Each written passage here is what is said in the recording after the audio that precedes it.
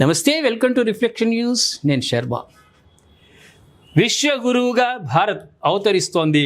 ఎవరన్నారు? సామాన్యమైన వ్యక్తి కాదు అన్నది మోహన్ భగవత్ అన్నాడు. ఎందుకన్నాడు? భారత్ ఖచ్చితంగా విశ్వగురువుగా అవతరించి ప్రపంచానికి మార్గదర్శకత్వం చేస్తుంది.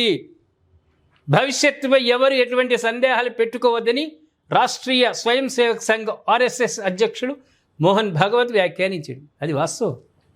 నాగపూర్ శివార్లోని జాంతా ప్రాంతంలో ఉన్న నేషనల్ క్యాన్సర్ ఇన్స్టిట్యూట్ ఆవరణలో భారత్ దుర్గా శక్తి స్థల్ ఆలయ నిర్మాణానికి ఆయన శుక్రవారం శంకుస్థాపన చేసిండు.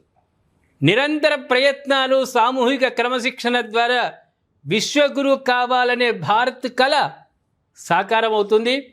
ప్రస్తుత తరంలో అటువంటి ప్రవర్తన చూడొచ్చు. భవిష్యత్తుపై సందేహాలు వదిలి ధైర్యం, ఆత్మనిర్భరతో జీవించండి. వీటిని రోజువారీ జీవితంలో ఆచరిస్తే భారత్ బలపడి ప్రపంచానికే మార్గనిర్దేశనం చేస్తుంది. అయోధ్యలో రామమందిర నిర్మాణంపై కూడా ప్రజలు మొదట సందేహించారు. తర్వాత దాని నిర్మాణం పూర్తయింది. పాశ్చాత్య ఆలోచన విధానాలను వీడి ఆలోచన ప్రవర్తనలో భారతీయ సాంప్రదాయాలతో తిరిగి మమేకం కావాలని భగవత్ పిలుపునిచ్చారు. దేశవ్యాప్తంగా హిందూ సమ్మేళనాలు నడుస్తున్నాయి. ప్రతి ఊర్లో పెట్టుకుంటున్నారు. ప్రతి హిందువు జాగృతం అవుతున్నాడు. సనాతన ధర్మం అంటే ఏంది, మన భారతీయ సంస్కృతి అంటే ఏంది, సాంప్రదాయం అంటే ఏంది, మన దైవాలంటే ఏంది, మన దేవుళ్ళు అంటే ఏంది, దేవతలంటే ఏంది, గ్రామశక్తి దేవతలంటే ఏంది చెప్పుకుంటున్నారు. మన దేవుళ్ళని విడిచిపెట్టి వేరే దేవుళ్ళ దగ్గరికి పోకుండి మనం పోతుంటే మనల్ని హేళన చేస్తున్నారు, ఎక్కిరిస్తున్నారు. మీ దేవుళ్ళ మీకు నమ్మకం లేకనే మా దేవుళ్ళ కాడికి వస్తున్నారు. ఎవడొస్తున్నాడు రా?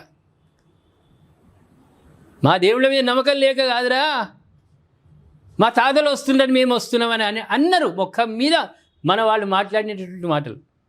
జాగృతం అవుతున్నది, తెలిసిపోతున్నది హిందూ జాగృతం అంటే ఏంది, హిందూ ధర్మం అంటే ఏంది. దాన్ని ఇంకా ఉధృతి చేయాలి. ప్రతి నరాన హిందుత్వం అనేది రావాలి.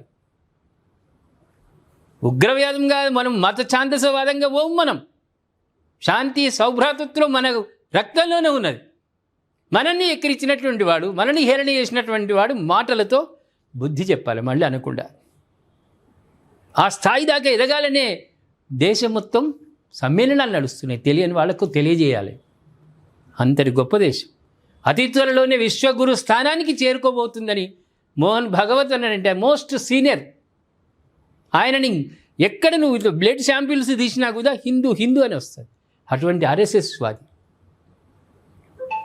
నరేంద్ర మోదీజీ, అదేవిధంగా విశ్వగురు, సీఎం యోగి, అమిత్ షా, రాజ్నాథ్ సింగ్, హేమీలు అయోధ్య నిర్మాణం అప్పుడు బాబ్రీ మసీదు కూల్చడానికి అద్వానీ చేసినటువంటి రథయాత్ర బహుశా ఈ తరం పిల్లలకు తెలియకపోవచ్చు.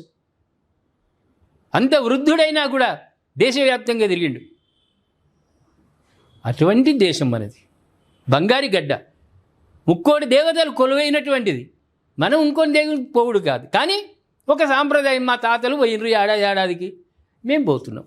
అంతేగాని మన దేవుళ్ళ మీద నమ్మకం కాదు. ఏమంటారు ప్రేక్షకులారా? మోహన్ భగవత్ చేసిన కామెంట్, విశ్వగురు స్థానానికి చేరుకోబోతుంది. క్రమశిక్షణతో కూడిన హిందువులు నవ యువత తయారయ్యారు. వాళ్ళు నడుస్తున్న బాట సక్రమైన బాటలో నడుస్తూ నలుగురికి మార్గదర్శకంగా నిలుస్తున్నారు నవయువత. క్రమశిక్షణతో కూడుకున్నటువంటి వ్యవస్థ మన భారతదేశంలో ఉంది. అందుకే ఆ మాటలు అన్నాడు. మీరేమంటారు మరి? విశ్వగురు స్థానానికి చేరుకోబోతున్నామా లేదా? దయచేసి కామెంట్ రూపంలో తెలియజేయండి. సబ్స్క్రైబ్ చేసుకోండి, షేర్ చేయండి.